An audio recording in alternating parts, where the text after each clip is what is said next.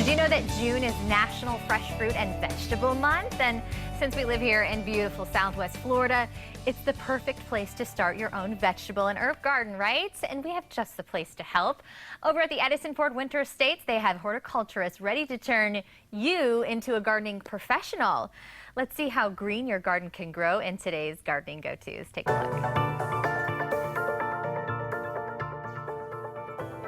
I'm Debbie Hughes, horticulturist at the Edison Ford Gardens. If you haven't already noticed, this is our herb garden. We like to eat, we like to spice up our food. Herbs are one way to do that. So how do you do it? Well, I got lots of ways, but this is one way that works really well. In case you don't want to do a lot of back-breaking digging, you can do what you call herb mounds. How's that? And what I say is put newspaper down. When we originally did this, we had newspaper as your first layer, right on the grass. You don't have to dig up that grass. Then you do layers and layers of potting mix, mulch, so that you have this raised berm. And you can see we're a little bit higher than usual. Then you start planting your herbs. Of course, this is perfect time of year for herbs.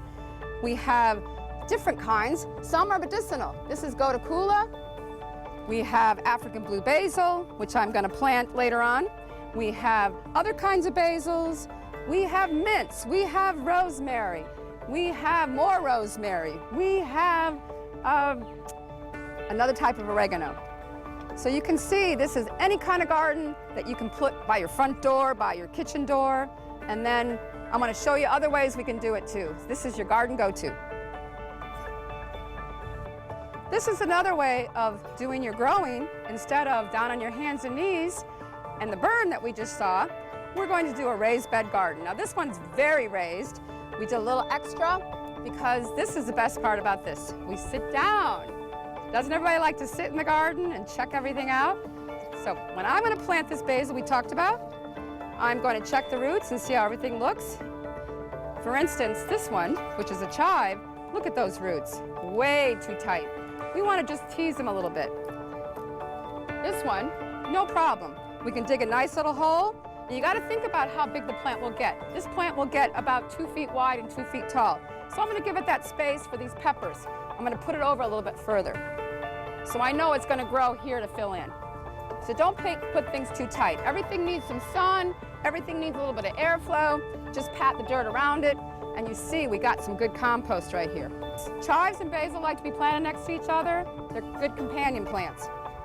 I like to put those in my eggs. I like to put them in my spaghetti sauce. It's garlic chives. So now we got a nice little ready to go for in a couple months. You'll probably be able to harvest it pretty soon. Now, we've been growing other things besides dirty hands. We've been growing other things in the garden. This is also a raised bed. We have been growing sweet potatoes, which grow great in the summer. Of course, now we want to start our tomatoes and peppers, but all summer long we've been growing sweet potatoes. Here's a sweet potato. It does really work in Florida, so I want you to do it. If you have any questions, just come check us out at the garden shop here at the Edison Ford, and we'll give you plenty of tips for your garden, and you'll have happy gardening from now on.